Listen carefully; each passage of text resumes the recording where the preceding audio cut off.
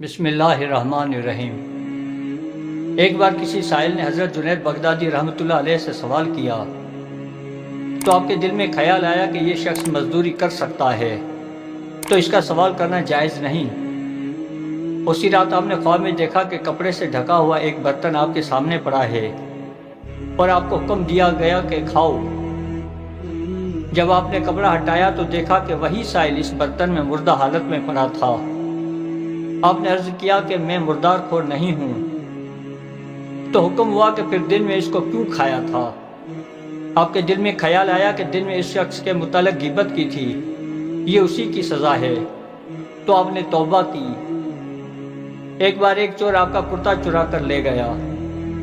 دوسرے دن آپ نے بازار میں دیکھا کہ چور آپ کا کرتا ایک گاہک کو بیچ رہا تھا، لیکن گاہک چور سے کہہ رہا تھا کہ اگر کوئی اور شخص اس بات کی گواہی دے کہ کرتا تمہارا ہے تو میں اسے خرید لوں گا۔ چور اس بات پر پریشان ہو گیا تو آپ آگے بڑھے اور گاہک سے کہا کہ ہاں یہ کرتا اسی کا ہے۔ یہ سن کر گاہک نے چور سے کرتا خرید لیا۔ ایک بار ایک مالدار شخص ایک درویش کو ساتھ لے گیا اور کچھ دیر بعد ایک خوان اسی درویش کے سر پر رکھوائے ہوئے آپ کی محفل میں داخل ہوا۔ تو آپ نے اس درویش سے کہا کہ یہ خوان اس مالدار کے منہ پر دے مارو۔ اسے خوان اٹھوانے کے لیے اس کے علاوہ اور کوئی نہ ملا۔ اگر درویش غریب و مخلص بھی ہو تو باہمت ہوتا ہے، اور اگر وہ دنیاوی مال و دولت سے محروم بھی ہو تو بھی اجر آخرت ان کا حصہ ہے۔ ایک بار آپ کے ایک مرید کے دل میں یہ شیطانی وسوسہ آ گیا کہ اب میں خود ایک کامل بزرگ ہو گیا ہوں اور اب مجھے مرشد کے ساتھ مزید رہنے کی کوئی ضرورت نہیں رہی، تو وہ آپ سے گوشہ نشین ہو گیا اور پھر خوابوں میں دیکھنے لگا کہ ملائکہ اسے اونٹ پر سواری کروا کے جنت کی سیر کے لیے لے جاتے ہیں۔ جب یہ بات مشہور ہو گئی تو آپ اس کے ہاں تشریف لائے اور کہا کہ آج رات جب سیر کے لیے جنت پہنچو تو بس ایک بار لا حول ولا پڑھ لینا۔ چنانچہ رات کو جب اس نے ایسا ہی کیا تو شیاطین تو بھاگ گئے، بس وہاں مردوں کی ہڈیاں پڑی تھیں۔ یہ دیکھ کر وہ تائب ہو گیا اور سمجھ گیا کہ مرید کے لیے مرشد سے گوشہ نشینی مثل قاتل ہے۔ اسی طرح آپ کا ایک مرید بصرہ میں گوشہ نشینی اختیار کیے ہوئے تھا۔ اس دوران اسے اپنے کسی گناہ کا خیال آ گیا تو 3 دن تک اس کا چہرہ سیاہ رہا۔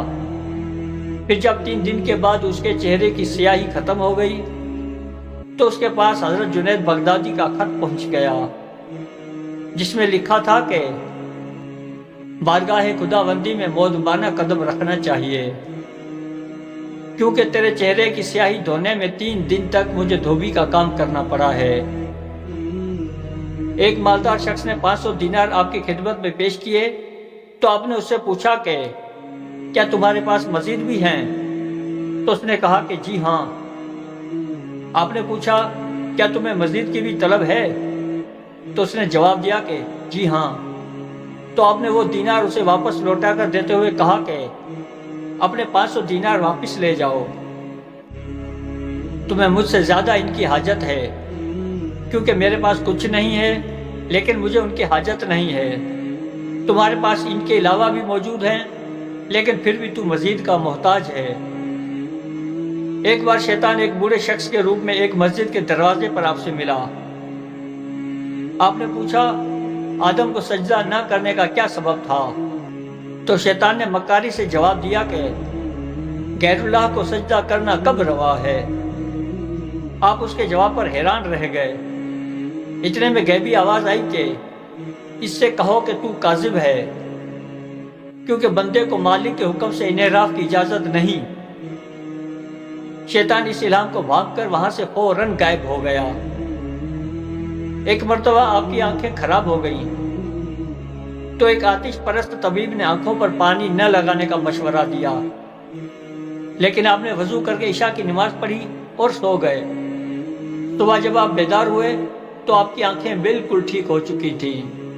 ندا آئی تم نے ہماری عبادت کی وجہ سے اپنی آنکھوں کی پرواہ نہ کی، اس لیے ہم نے تمہاری تکلیف ختم کر دی۔